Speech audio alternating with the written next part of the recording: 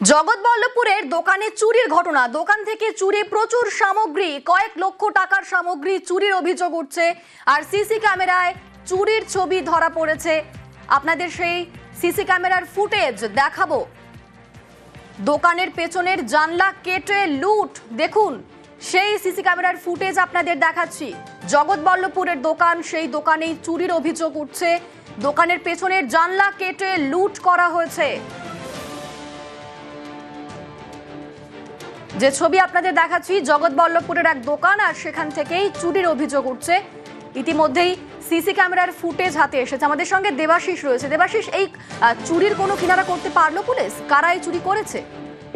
দেখো, এখনো পর্যন্ত পুলিশের প্রাথমিক ধারণা, আর যে দোকান মালিক তার সঙ্গে কথা বলে সিসিটিভি ফুটেজ থেকে যেটা দেখা গেছে যে এক দুষ্কৃতী কালো জামা পরে মুখ থেকে সে কিন্তু বেশ কিছু কিছু জায়গায় সেখানে তল্লাশি চালাচ্ছিল, যেখানে মূলত এই দোকানের টাকা থাকে বা ক্যাশ বাক্স।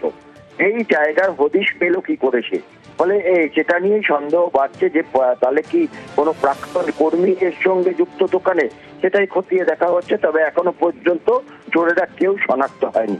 আর চুরি আর জগৎবল্লভপুর, এই দুটি কথা যেন একের অপরের পরিপূরক। কারণ প্রতি মাসে অন্তত 3 থেকে 4টি বড়সড় চুরির ঘটনা ঘটে, যেখানে হয়তো কখনো কখনো একজন ধরা পড়লেও বেশিরভাগ ক্ষেত্রেই কিন্তু চোরের নাগাল পায় না পুলিশ। আর এক্ষেত্রে কিন্তু সিসিটিভি ফুটেজ হাতে পাওয়ার পরেও কার্যত এখনো পর্যন্ত অন্ধকারে পুলিশ এখন পর্যন্ত কাউকে শনাক্ত করতে পারেনি। গতকাল রাত 1:30 নাগাদ এই দোকানে একেবারে পিছনের দিকে যে জানলা, সেই জানলা গ্যাস কাটার দিয়ে কেটে তারপর সেখানে প্রবেশ করে প্রায় লক্ষাধিক তার জিনিসপত্র সামগ্রী চুরি করে চম্পট দেয় দুষ্কৃতী দল। বেশ, ধন্যবাদ দেবাশিস। দোকানে যাবতীয় মাল আছে, পেছন সাইড দিয়ে ব্যাক সাইড দিয়ে ঢুকেছিল, ঢুকে জানলা কেটে মাল নিয়ে গেছে। রাত 1:30 নাগাদ হয়েছে। আনুমানিক 4 জন মতন ছিল মনে হচ্ছে। সিসিটিভি ফুটেজে যা দেখছি তাতে করে একজনই ভেতরে ঢুকেছিল, বাকি পেছনে কজন ছিল। সরকারি জমি জবরদখল রুখতে কড়া প্রশাসন। যশোর রোডের ধারে জমির দখল করে নির্মাণ। গাইঘাটার ইছাপুরে 2 ব্যবসায়ীর বিরুদ্ধে দখলদারির অভিযোগ উঠছে। জমি দখলের পাশাপাশি পুকুর বুজিয়েও বেআইনি নির্মাণ, এমনটাই কিন্তু অভিযোগ উঠছে। আমাদের সঙ্গে অনিরুদ্ধ রয়েছেন। অনিরুদ্ধ, ব্যবসায়ী জমি জবরদখল করে কি করতে চাইছিলেন, আর ব্যবসায়ী এই বিষয়ে যে অভিযোগ উঠছে তিনি বা কি বলছেন?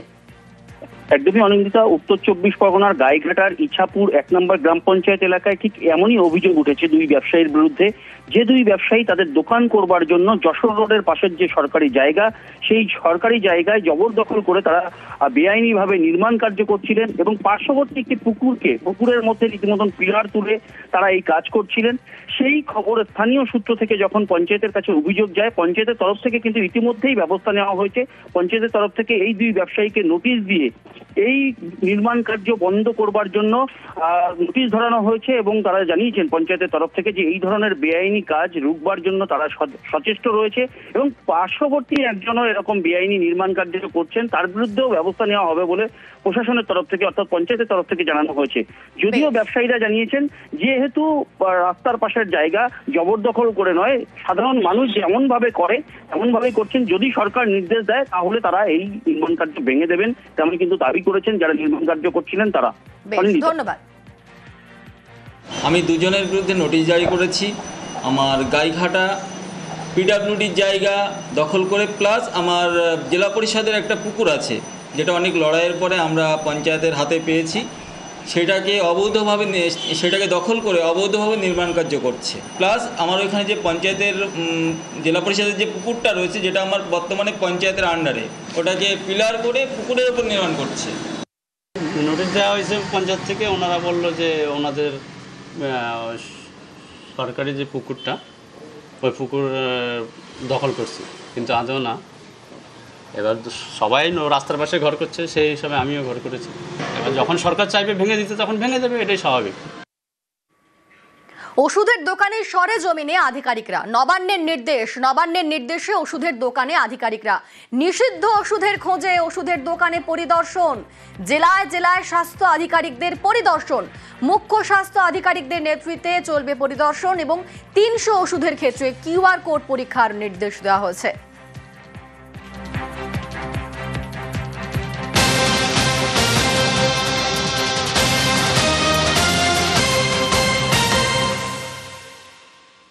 আমরা এর আগে দেখেছি জাল ওষুধের কারবার ঠিক কতটা অবধি পৌঁছতে পারে। সেই জাল ওষুধের কারবার আটকাতে এবার স্বাস্থ্য দপ্তরের অ্যাডভাইজারি জারির পরই তৎপরতা। জেলায় জেলায় হোলসেলার্স অ্যাসোসিয়েশন, ব্যবসায়ী অ্যাসোসিয়েশনের সঙ্গে বৈঠক করবেন ড্রাগ কন্ট্রোলের অফিসারেরা।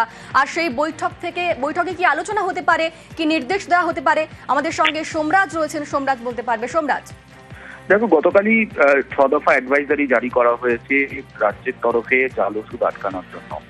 এই 6 দফা অ্যাডভাইজারি কিভাবে কার্যকরী হবে এবং কেন কার্যকরী করতে হবে তা নিয়ে বিশদে আলোচনা করা হবে। প্রতিটি জেলায় জেলায় ড্রাগ কন্ট্রোলের অফিসাররা তা আলোচনা করবে। বিভিন্ন জেলার যারা হোলসেলার অ্যাসোসিয়েশন রয়েছেন বা বিভিন্ন যারা ওষুধ ব্যবসায়ী রয়েছেন তাদের যারা অ্যাসোসিয়েশন রয়েছে সেই অ্যাসোসিয়েশনগুলির সঙ্গে বৈঠকে বসবেন ড্রাগ কন্ট্রোলের অফিসাররা। তুমি দেখতে পাচ্ছ যে সম্প্রতি একাধিক ওষুধ জাল হয়ে আসছে কলকাতায় এবং তারপরে ড্রাগ কন্ট্রোলের অফিসাররা তা বাজেয়াপ্ত করছে। একাধিক ওষুধ ইতিমধ্যেই নিষিদ্ধ করা হয়েছে। তাই এই অ্যাডভাইজারি কতটা কার্যকরী, কেন এই অ্যাডভাইজারি মানতে হবে তা নিয়ে বোঝানো হবে হোলসেলার অ্যাসোসিয়েশনদের এবং ব্যবসায়ীদের। সেই কারণেই ড্রাগ কন্ট্রোলের অফিসাররা এই বৈঠক করবেন হোলসেলার অ্যাসোসিয়েশনদের সঙ্গে, বিভিন্ন ব্যবসায়ীদের অ্যাসোসিয়েশনদের সঙ্গে। এই মর্মেই নবান্নের তরফে নির্দেশ দেওয়া হয়েছে স্বাস্থ্য দপ্তরকে বলেই সূত্র মারফত খবর। বেশ, ধন্যবাদ সোমরাজ। কনস্টেবলের উর্দি চুরি করে তোলাবাজি, কসবায় গ্রেফতার সিভিক ভলেন্টিয়ার। কসবা এলাকায় টাকা তোলার অভিযোগ, 100 ডায়াল করে অভিযোগ বাসিন্দাদের। আমাদের সঙ্গে রয়েছেন প্রতিনিধি অমিত। অমিত, এই সিভিক ভলেন্টিয়ারের পর্দা কিভাবে ফাঁস হলো?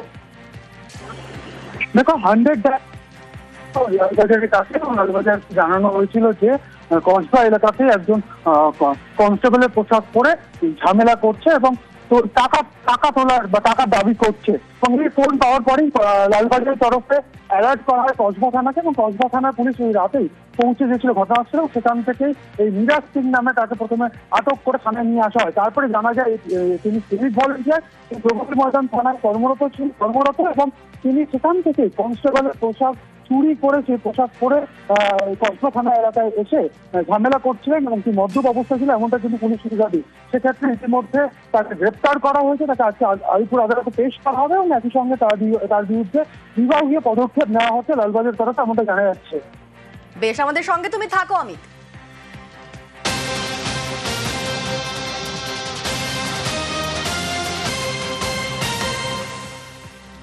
পুলিশ পিটিয়ে জালে 3। মঙ্গলবার কলকাতায় আক্রান্ত পুলিশ সার্জেন্ট। রাতে নাকার সময় বেপরোয়া গতির গাড়ি আটকানোর জের। মুচিপাড়ার থানার নাকা চেকিং এ আক্রান্ত হন ট্রাফিক সার্জেন্ট। ঠিক কিভাবে ঘটলো এই ঘটনা? আমাদের সঙ্গে অমিত রয়েছে, অমিত বলতে পারবে। অমিত, প্রথমে জানিয়ে রাখবো কৃষ্ণকুমার ঠাকুর, সন্তু মণ্ডল এবং সঞ্জয় রায়, 3 জনকে ইতিমধ্যে গ্রেপ্তার করা হয়েছে মুচিপাড়া থানার তরফে। তোমাকে জানিয়ে রাখবো যে মঙ্গলবার রাতে মুচিপাড়া থানা এলাকায় এজেসি বোস রোডে যে ক্রসিং রয়েছে, ক্রিটিও ক্রসিং, সেখানে নাকা চেকিং চলছিল। সেই সময় এই 3 জন গাড়ি চালিয়ে তারা যাচ্ছিলেন এবং পুলিশ তাদের গাড়ি আটকায় এবং ব্রেথ অ্যানালাইজার দিয়ে যখন পরীক্ষা করা হয় যে তারা মদ্যপায়ী ছিল, তখন তিনি গাড়ির চালকের আসনে বসেছিলেন কৃষ্ণকুমার ঠাকুর। তার ব্রেথ অ্যানালাইজারে 8% পাওয়া যায়। এরপর তাদের গাড়ি থেকে নামতে বলা হয় এবং গাড়িতে আটক করার প্রক্রিয়া যখন পুলিশ শুরু করে সেই সময় কর্তব্যরত সার্জেন্ট যিনি ছিলেন তার উপরে 3 জন চড়াও হয় এবং ঘটনাস্থল থেকে পালিয়ে যায়। পরবর্তী সময় গাড়ির নম্বর সূত্র ধরে 3 জনকে গ্রেফতার করা হয়েছে পুলিশের তরফে। বেশ, ধন্যবাদ অমিত।